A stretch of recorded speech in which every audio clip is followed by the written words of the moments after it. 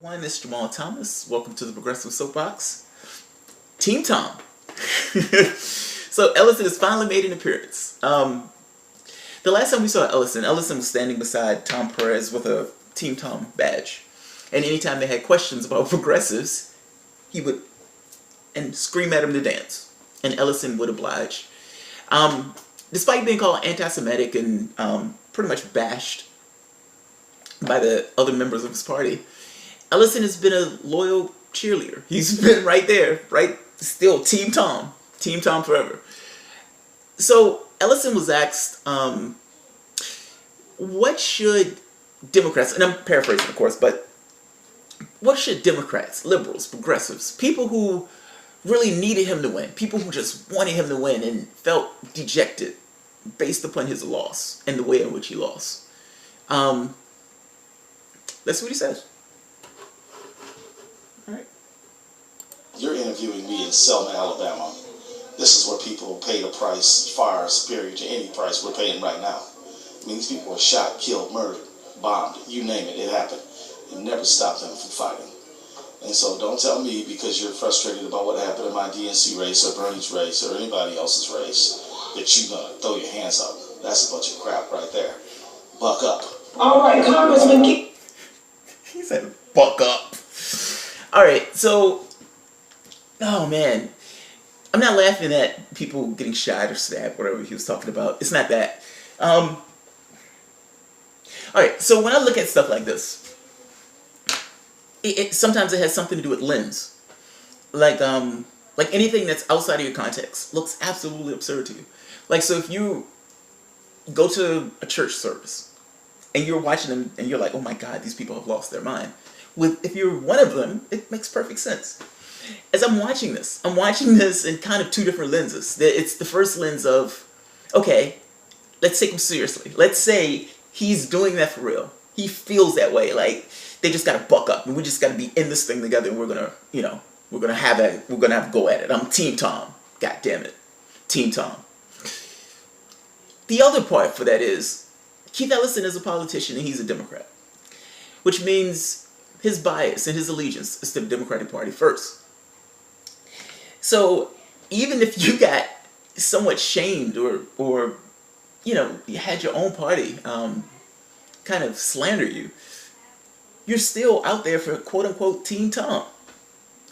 So of course he's going to say that, right? Doesn't he have a vested interest in saying that? Think of it this way. Is that it doesn't even take that much of a mental leap to get to it. We need to get progressives to stay on cue. I've made the point before, Ellison's job is to keep progressives or get progressives back into the party. He's a sheep herder. That's his job. So if he's having that conversation and he believes that he's addressing somebody who was either progressive or somebody who was on that Bernie wing of the party, that's exactly what you would say.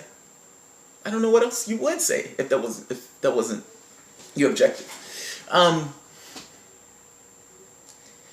It's not a buck up, dude. Look, I don't dislike Perez. So let me put that, not Perez, I'm sorry, Ellison. So let me put that out there first.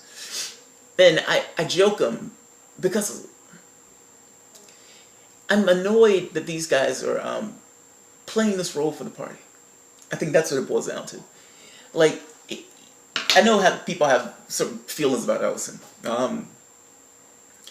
And I'm putting a partition between what I think his social policies will be versus what I think foreign policy.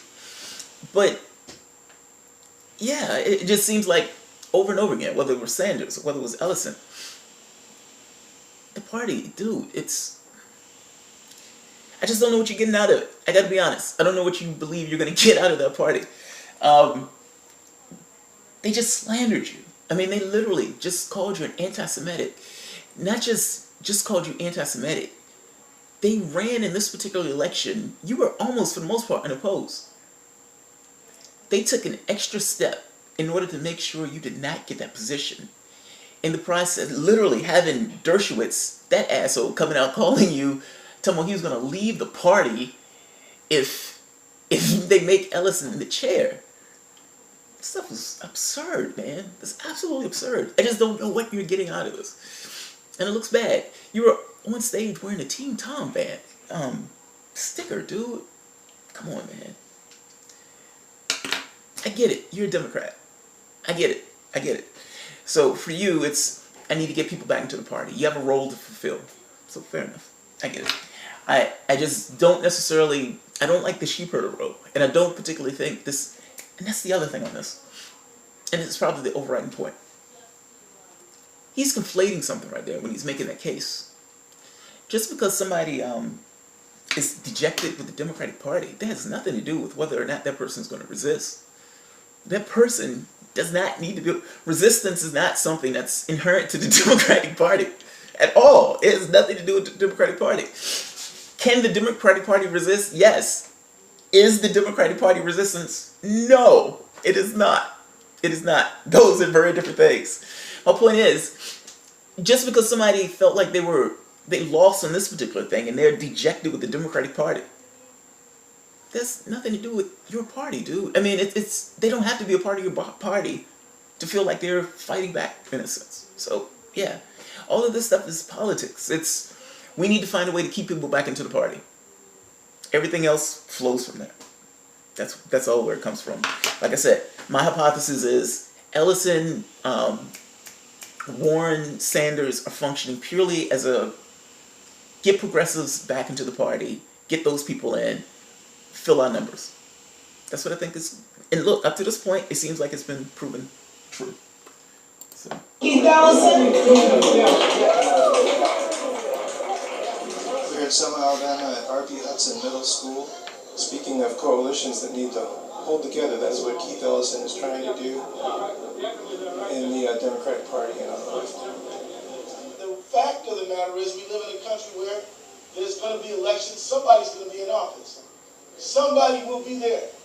And to just say, well, to heck with it, is going to mean that we're going to leave power on the table. I don't believe in leaving power on the table. I believe in maximizing power everywhere you can get it. You know, a lot of our audience members are primarily focused on the corrupting influence of money in politics. A lot of them are not going to be affected by things like voter ID or voter suppression.